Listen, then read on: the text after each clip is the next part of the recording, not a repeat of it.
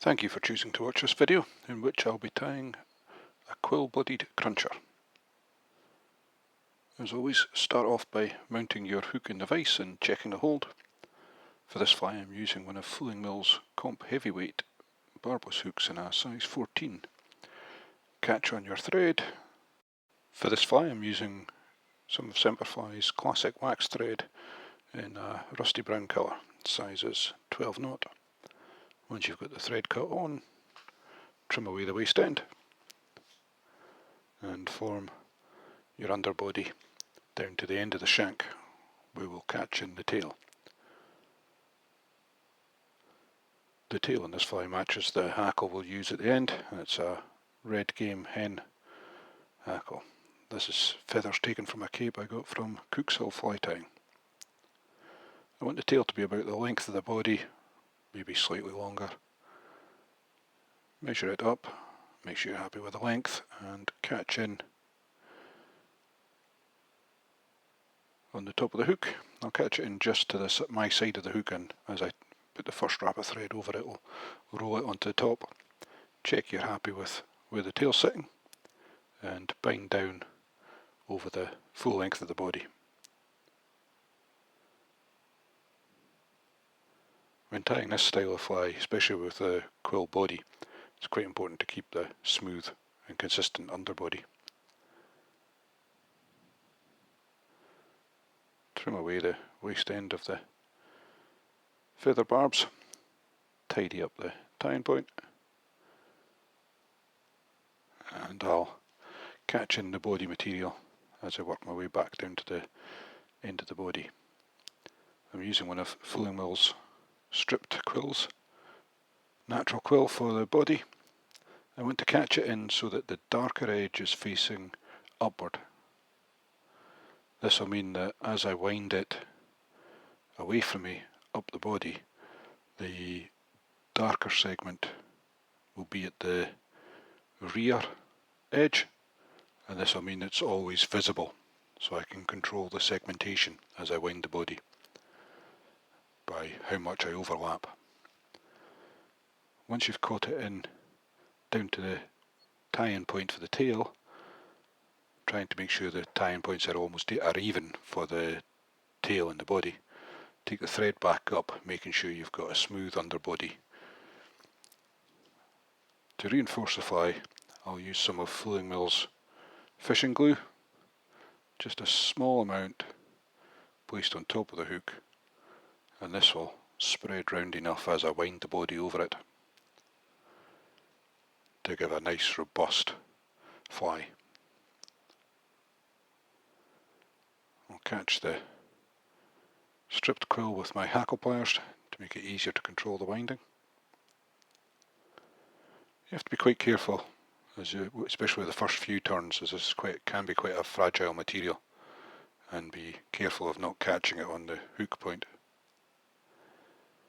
Take your time for the first couple of turns as well to make sure you've got the thread underbody properly covered,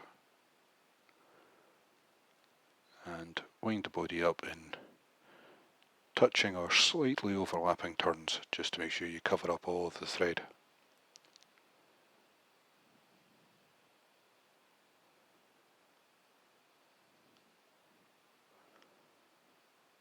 Quill bodies give a lovely segmented effect on the fly.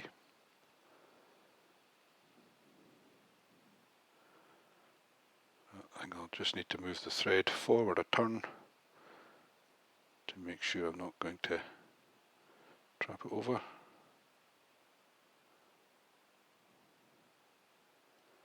So one more turn of the quill should be enough. Then I'll catch it in with a few turns of thread.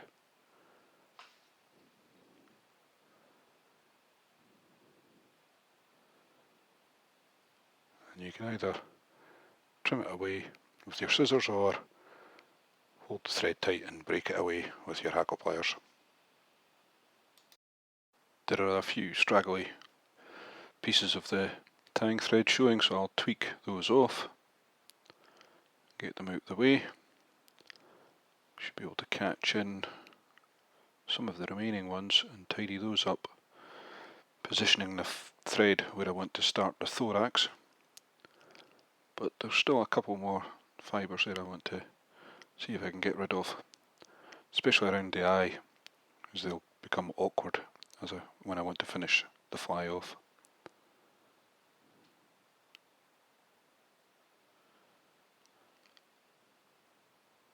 That should be fine. Now we start to dub the thorax, which for this fly I'm using some of Fooling Will's Tactical Microflash Dub UV in a Sunburst colour. For a fly of this size you need a very sparse amount of dubbing. And it's really nice to use this stuff and it forms a nice tight noodle, because it suits the thorax on this fly very well, adding a nice little bit of sparkle and flash to the fly. Keep in mind we want to leave some space at the head of the fly to get the hackle in. As I mentioned earlier, this is a red game hen hackle from Cookshill fly tying. Catch it in by the tip with a couple of turns of thread, then fold everything back and bind down to where you want to wind a hackle, isolating the tip and breaking it away.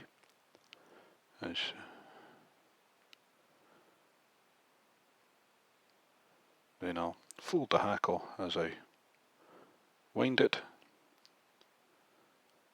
Again, number of turns as always will depend on the feather you're using and how densely barbed it is. You don't want too heavy a hackle on this fly, just something to give the fly plenty of movement without making it too heavy. 3 turns should be plenty for this fly. Once you've got the hackle wound, catch it in with a couple of turns of thread, then fold everything back, trying not to trap any of the feather barbs.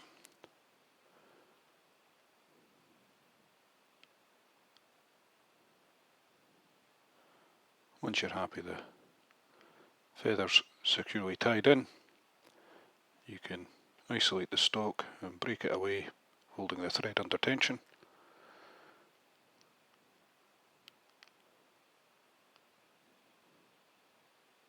Then we'll come in and put on our 3-turn whip finish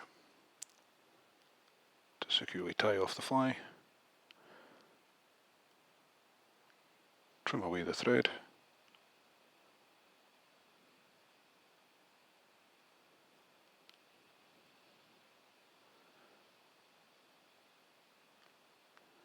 And we'll apply our Solaris Bone Dry Clear UV resin to the head to give a nice, strong, quick and easy finish.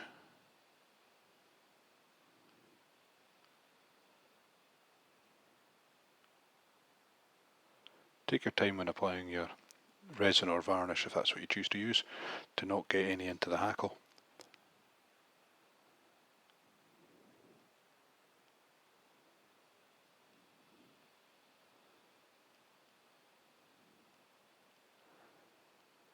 Then I'll set the resin with the UV lamp, and that's the tying finished.